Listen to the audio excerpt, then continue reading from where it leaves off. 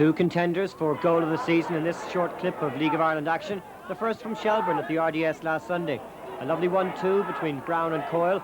And then Coyle with the long crossfield ball to Mark Rutherford, inch perfect. Rutherford's done everything right since he joined Shelbourne from Birmingham City earlier in the season. And he went round Brazel, and the cross was inch perfect for Gary Haylock to give Shells the lead after just 12 minutes. Indeed, they could have been 2 or 3 up at that stage. They made a great start, did the Reds. But fair play to Shamrock Rovers, they came back late in the first half. It was Barry O'Connor who won the throw-in from Nick Neville. And a player who's just arrived back at Shamrock Rovers, Paul Doolan, from Portadown, was instrumental in the build-up. The 1-2 there with Gino Brazel, his cross also inch perfect, and Dave Connell at the far post, the free header, lots of Shelbourne bodies, but it's 1-1, and that was the way it was at half-time. But in the second half, Shelbourne got the luck that they deserved. A corner only half punched away by Dave Henderson, and Shells kept up the pressure. Again, it was Peter Coyle and Mark Rutherford involved in the build-up. And when Coyle's ball came into the centre, Gorman helped it on. Sean Byrne couldn't clear, and it bounced off the chest of Haylock to give him his 8th goal of the season. A valuable strike for the Reds that kept them top of the table. Haylock then in great form, but so were Derry City up in Oriel Park. And this is contender 2 for goal of the season. A magnificent strike by Greg Kearney coming up. The long ball from Gold, played back into the path of John Cody. All first touch as Speake heads it down. And there's Greg Kearney with a 20-yard drive that had Alan O'Neill flapping. And it gave Derry City the lead in the first half, which they dominated at Oriel Park. But back came Dundalk, and it just goes to prove it doesn't matter how you score, it's how many you do. And Derry City couldn't clear.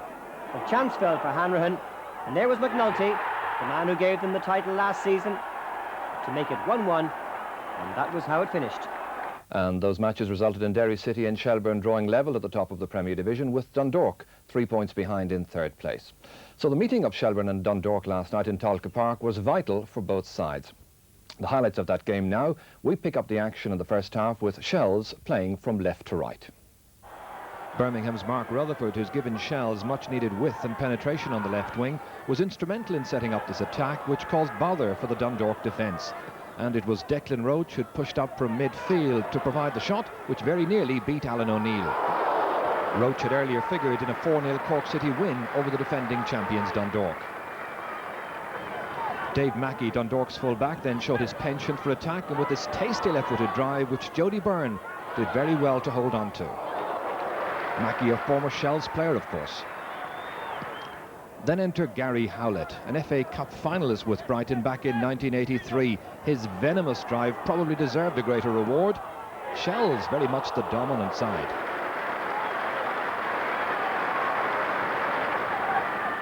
Then Bobby Brown's free kick, glanced on by Roach, and the diving Tony McCarthy seeing his header thunder off the top of the crossbar, with the rear guard again looking rather fragile.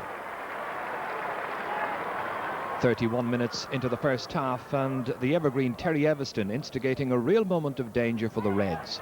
His angle ball found McCavanagh on the right wing. A good dribble, taking it past defenders. An inch-perfect cross, and Everston denied by a combination of McCarthy and Anto Whelan, with the latter hooking it off the goal line. Everston continuing to torment. And indeed a very good return to league activity from Mick Kavanagh, his first match in the league since September it was. Still on the balance of clear-cut chances, Shells appear to have an edge. And then watch as this intercepted pass appeared to be handled by Brian Irwin, and when it reached Peter Hanrahan, the linesman on the far side was busy waving the offside flag. Didn't count. 18 league goals last season for Hanrahan, a leaner time this time around. Into the second half of a most compelling tie, watched by about 6,000 fans. Mark Rutherford again the provider, a weak-headed clearance, and Howlett waits poised, but the strike failed to match his earlier much more impressive effort. Porrick Dully introduced at this stage in place of Bobby Brown as Shells pressed hard for the opening goal. Rutherford and Haylock combine on the edge of the penalty area, but it's the champions who break purposefully forward. As Neville lost possession, Irwin and Hanrahan looked composed and decisive. Good work by Brian Irwin, and a confident strike by Peter Hanrahan. Just watch for this, one of the best goals of the season so far. Picked his spot delightfully, and the champions lead by a 1-0. Shells in a complete dither. Hanrahan afforded far too much space, many red bodies behind the ball, as you see from the replay again. But notice how they held their nerve. A good run forward. Brian Irwin very much in the thick of the action, rounded Jody Byrne, held his feet, had the vision then to pick out Hanrahan unmarked in the penalty area, and that's his 4th league goal of the season. Well, the onus now very firmly on Shelbourne to salvage something from a match to which they had contributed handsomely. Rutherford promising so much, and the steely Mick Neville drawing the blushes from Alan O'Neill. Just watch. Neville drawing up from his left-back position. How about this for a shot? Getting by the cover of Alan O'Neill. Celebration time for the Reds, who deserve to be on terms. The Shells' captain, 3rd goal of the year. Watched in replay, however, and in O'Neill's defence, there was a quite vicious swerve on this on a cold and chilly night, and one that Alan O'Neill won't want to watch again. 1-1. Celebration time for Neville, but then who'd be a goalkeeper? After a useful build-up by the powerful defending champions, Porrick Dully then set about on an ambitious run, taking it by Gino Lawless and Ronnie Murphy, bringing Desi Gorman into the equation, but the end product failing to yield any dividend. He was suspended indeed last week for that match at the RDS, which Shells won, of course, by 2-1, and it certainly gives the side a great deal of commitment. And he was in again minutes later, getting onto the end of Mick Neville's long pass. A thumping shot deflected by O'Neill. Good-spirited game and an excellent advert for League of Ireland football.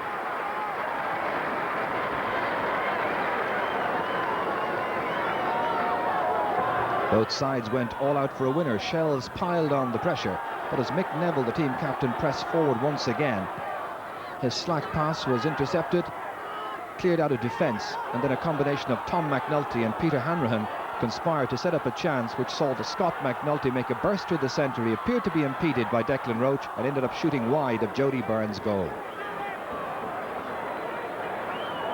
1-1 the final score, and a right good match there. So Shells on top, having played a game more than Derry City, with Dundalk back in 3rd place, 3 points adrift. Tomorrow Derry City have the chance to keep up the pressure if they can beat fast improving Galway United in the Brandywell. That match is a 3:30 kick-off, while all the other games start at 2:30.